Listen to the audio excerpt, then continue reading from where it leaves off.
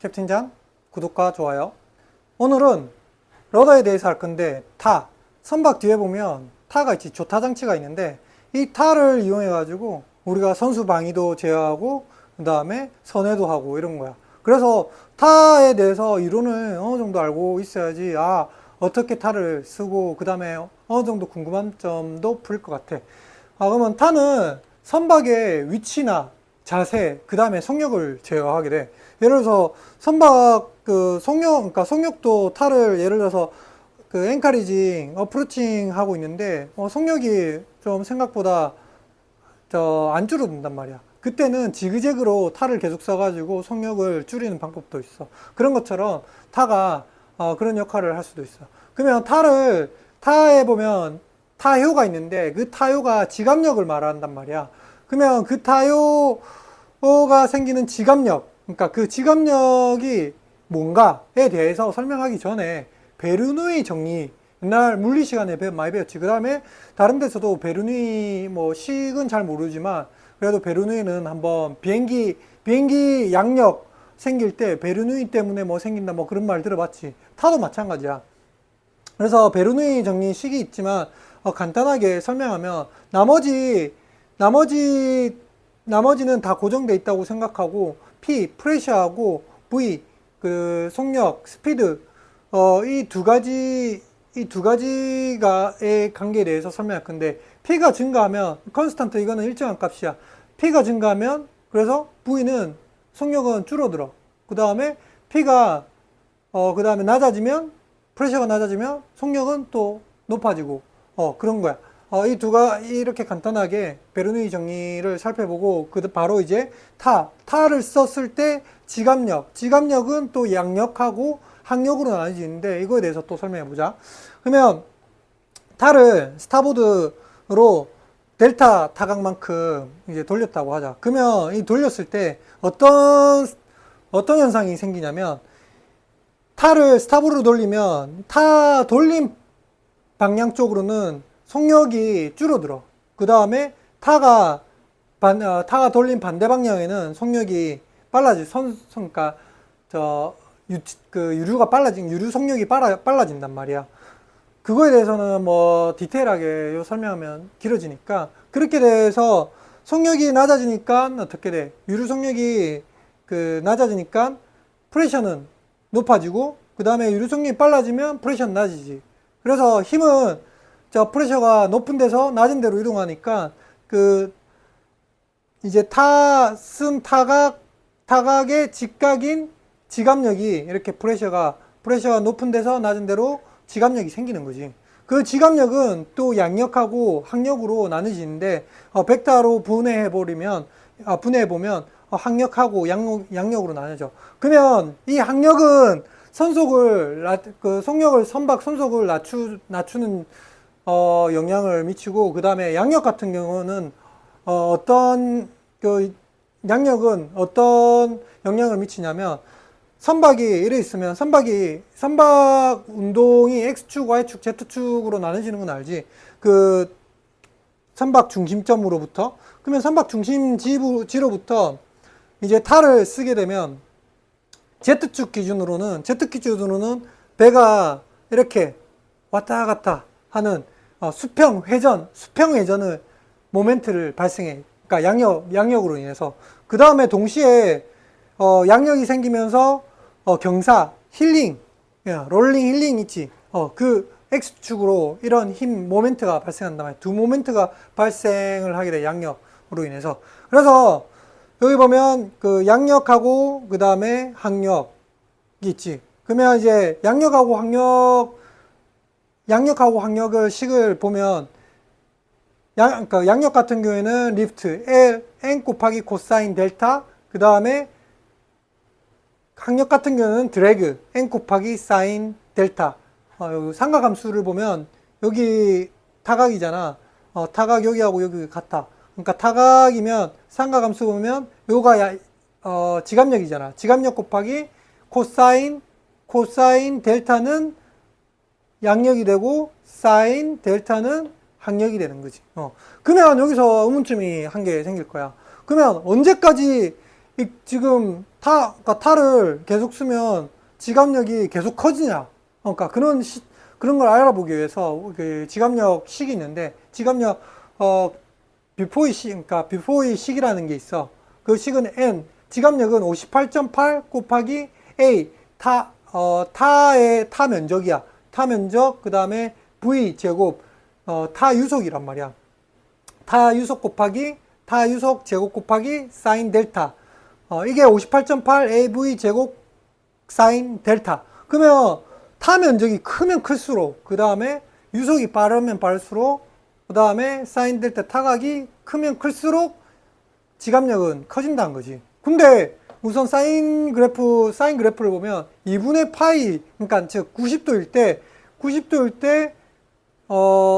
때까지 지갑력이 계속 커진다는 건데, 이 식을 보면 실제 그런가? 그러면 우리 타 보면 35도가 일반 그러니까 상선에 35도까지 타각이 되는데, 그거하고 좀 다르잖아. 그거는 이제 조금 뒤에서 더 설명할 건데, 우선 그러면 타 면적이 그러면 크면 클수록 좋으니까 크게 만들었네. 그런 것도 아니야. 너무 크면 그러니까 효율을 다 따지야 하거든. 그리고 타각을 90도까지 쓰면 90도까지 쓸 때까지 계속 증가하냐? 그것도 아니야. 그게 이제 스톨 현상이라는 게 있는데, 스톨 현상이 뭐냐면, 타각을 어느 정도, 그러니까 타 형태에 따라서 길쭉이 타, 그러니까 여기 보면 이제 타 가로 세로 길이가 2대1, 1.0 길쭉한 타를 길쭉이 타라고, 그 다음에 정사각형 1대1, 그러니까 가로 세로 비율이 1대1, 그 다음에 가로 세로 비율이 2대1, 0.5. 그러니까 널쭉이 타라고 길쭉이 타라, 쉽게 말해서. 그러면 길쭉이 타 같은 경우에는 타를 쓰다 보면 한 그러니까 15도 됐을 때, 이 그래프를 보면 15도 됐을 때 이제 이 축이 지갑력 힘이고, 그 다음에 지금 가로축 같은 경우에는 타각이야. 타각을 쓰면 쓸수록 이제 길쭉이 타 같은 경우에는 갑자기 15도 정도 됐을 때 지갑력이 훅 떨어지지.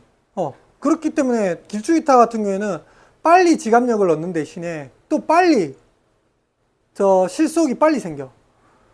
그러나 우리 널쭉이 타 같은 경우에는 어떠냐면, 널쭉이 타 같은 경우에는 점점 증가지요. 언제까지? 45도까지. 45도 됐을 때 이게 실속이 생기는 거지. 타요가 줄어드는 거지. 그러면 어느 타 형태를 써야지 상선에 더 좋냐? 그거는 목적에 따라 다른 거지.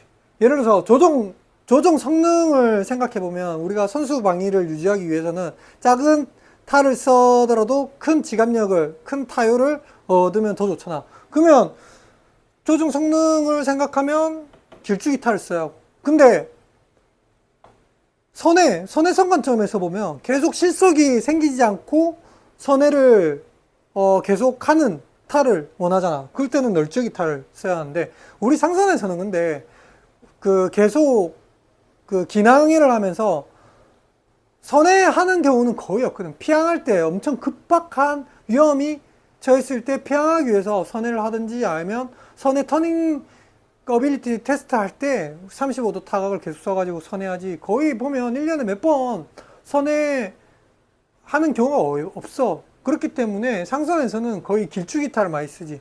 나중에 드라이도크 가보면 타 모형을 보면 거의 다 길쭉이 타야. 나중에 지금 오늘 여기 이제 드라이도크라서 오늘 아침에 드라이도크 때 타 찍은 사진을 보여줄게. 그리고 이 타에 보면 타하고 연결한 러더 스탁이 있어. 그 스탁이 지갑력 근처에 있어야지 균형타가 된단 말이야. 만약에 러더 스탁하고 지갑력하고 멀리 떨어지면 불균형타, 한마디로 불균형이 생겨가지고 타 무리도 있고, 그 다음에 효율도 없고 그래 된 거야. 그렇기 때문에 지갑력 위치가 어딘지를 알고, 그 다음에 러더 스탁을 설치해야지 균형타가 되는 거야. 그러면 여기 지갑력 작용하는 중심점을 0점이 어디냐는 조셀식에서 여기 조셀식이 있는데 x는 0.195 더하기 0.305 사인 델타 곱하기 b 타폭이야. 요 식에서 보면 사인 시타가 크면 x축은 점점점 멀어지겠지. 그 다음에 여기서 그러면 델타가 한 30도 정도 되면 타 전면으로부터 이 타 전면이거든. 타 전면으로부터 타폭이 35% 정도의 지압력이 위치하게 되는 거야. 뭐 그렇다고 알면 돼. 그러면 여기서 지금까지 러더 타각을 쓰면 지압력이 생기고, 지압력은 양력하고 항력으로 나눠지고, 그러면 지압력이 계속 커지면 그러니까 타각을 계속 쓰면 지압력도 계속 커지냐? 그것도 아니야. 스톨 현상이 생기면서 그러니까 가로 세로 비율에 따라서 2.0 비율 길쭉이 타, 그 다음에 0.5 널쭉이 타에 따라서 실속이 빨리 생기는 길쭉이 타하고 늦게 생기는 널쭉이 타가 있잖아. 그렇게 이제 그런 현상이 생기고, 그 다음에 지압력 위치에 러더 스톡을 딱 설치해야지 우리 그러니까 불균형 타가 생기지 않는 거지. 이까지 배웠고, 그러면 타를 쓰면 타를 왜 써? 타는 두 가지 이유 때문에 쓰는데, 첫 번째 선수 방위 유지. 우리가 그러니까 프로펠러를 돌려서 우리가 거의 다 우헤드 프로펠러지. 우헤드 프로펠러로 이제 우회전 프로펠러 돌리면 처음에는 자해도 한단 말이야. 횡압력 때문에. 자해도 하게 되는데, 만약에 예를 들어서 자해도 하게 되면 러더를 써가지고 선수 방위를 유지시켜. 그 다음에 그래서 터닝 서클 할 때는 하드 스타보드를 해가지고 선회를 시켜야 할 거 아니야. 이 두 가지 이유로 타를 쓰는데, 그러면 타 영향이 뭐냐? 조타 후에는, 그러니까 금방까지 타에 대해서만 배웠는데, 이 타를 배운 이유가 선박을 회전시키는, 그러니까 타요가 어떻게 되느냐 이건데, 조타 하면 회전 모멘트가 생기는데, 이 회전 모멘트에 대해서 알아보려고 해. 그러면 회전 모멘트는 여기 보면 타를 쓰면 여기 N 있지. 타를 쓰면 N, 지압력이 생기는데, 우리 모멘트는 뭐야? 모멘트는 힘 곱하기 길이잖아. 지압력이 힘이고, 그러면 길이는 어떻게 구하냐? 선박 길이가 L이라고 했을 때, Z축 기준으로 아까 양력 때문에 수평 회전 모멘트가 생긴다 했잖아. 그 Z축 기준으로 선회가 생기니까, Z축 기준으로 그 선미까지 2분의 1이라고 하면, 델타 여기도 델타고, 그럼 여기도 델타겠지? 그러면 이 길이 2분의 1 곱하기 이 길이가 지금 지압력에 미치는 길이잖아. 그러면 이 길이가 어떻게 되냐? 2분의 1 L 곱하기 코사인 델타 하면 지압력에 영향을 미치는 길이가 되지. 그러면 모멘트 힘이 생기겠지. 모멘트는 그래서 N 곱하기 지압력 곱하기 2분의 1 L 곱하기 코사인 델타. 그러면 이 식을 풀이해 보면 14.7 L A V 제곱 사인 2 델타가 되는 거지. 그러면 여기서 L은 선박 길이고, 선박 길이가 길면 길수록 뭐 컨테이너선 같은 경우가 모멘트가 더 커지겠네. 그래 보면 그 다음에 타가 클수록 그 다음에 선속이나 이제 그 타에 흐르는 유체의 속력 제곱 곱하기 사인 2 델타. 그러면 사인 2 델타는 어떤 그래프냐면, 4분의 파이일 때, 45도일 때, 회전 모멘트가 최대치네. 아까 지압력은 90도까지 지압력이 제일, 그러니까 크다고 이렇게 돼 있었는데, 실제로 우리 회전 모멘트가 중요하잖아. 우리는 회전을 크게, 그러니까 모멘트가 커야지 되는 거니까, 이 식을 보면 45도일 때 모멘트가 크므로, 그러면 타는 45도까지 딱 설정하면 되는데 왜 35도까지 돼 있을까? 15도, 그러니까 거의 10도를 왜 뺐을까? 그 이유는 저항 증가, 유체 저항이 증가 계속 이제 35도보다는 45도가 유체 저항이 더 커지겠지. 그 다음에 이렇게 저항이 커지면, 그만큼 이제 또 받는 힘이 커진단 말이에요. 그러면 조타장치도 커져야 돼. 유압 힘이 더 커져야 하기 때문에 조타장치도 더 커져야 하기 때문에 이런 거를 다 고려해 가지고 35도로 세팅해 놓은 거야. 그러면 지금 조타 후 회전 모멘트가 n 곱하기 2분의 1 코사인 델타인데 이만큼 모멘트가 생기냐 이거지. 그건 또 아니야. 왜? 선회 중에 회전 모멘트가 감소하거든.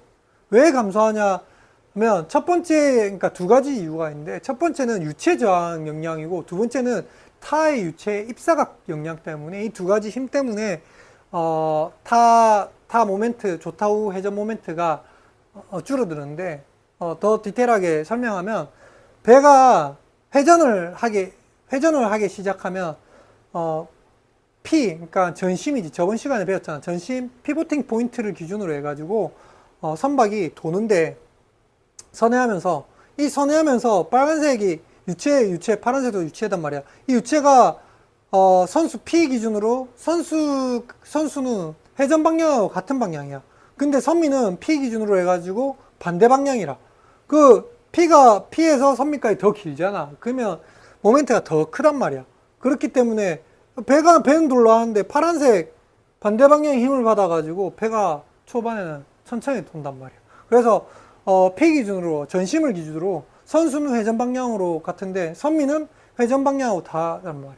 그래서 선수보다는 선미가 더 크기 때문에 이렇게 이 파란색 영향으로 인해 가지고 유체 저항 때문에 모멘트가 줄어든, 선의 모멘트가 줄어든 거예요. 두 번째는 타 유체 입사각인데 우리가 델타만큼 델타만큼 돌린다 해가지고 실제로 이 델타의 타각이 생기냐?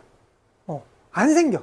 왜냐면 여기 보면 편류각이라고 그러니까 베타각의 편류각이라고 있는데 타에 보면 저항, 그러니까 유체 저항이 생기잖아. 여기 선미도 이렇게 유체 저항이 베타 편류각이 생기면 타각을 델타만큼 해도 이 유체 편류각 때문에 실제로는 주황색 각만큼 타 효력이 생긴단 말이야. 그러니까 이 타각을 유효 입사각이래. 그러니까 유효하다고. 유효한 입사각이 어느 정도냐? 타각 델타 빼기 편류각만큼이라고 하는데 실제로는 이제 조타각의 3분의 2 정도 되는 타각이 유효 입사각이라고 하면 돼. 예를 들어서 35도 정도 35도 정도 타를 썼는데 실제로는 그러니까 유효 입사각을 기준으로 하면 이제 23도가 되는 거야.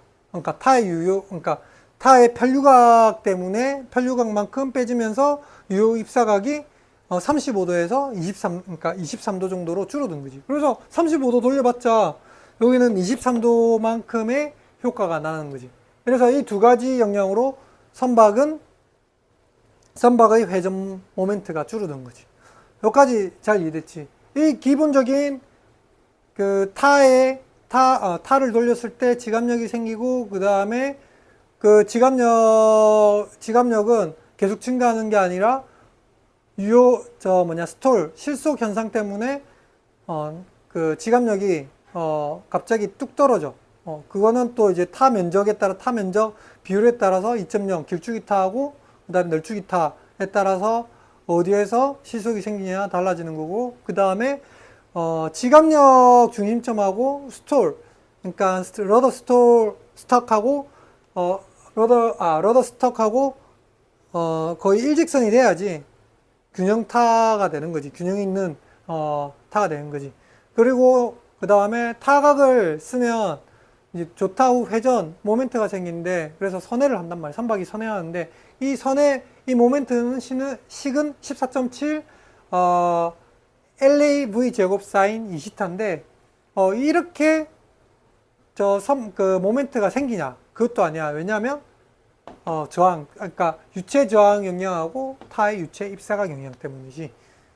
자, 오늘은 여기까지.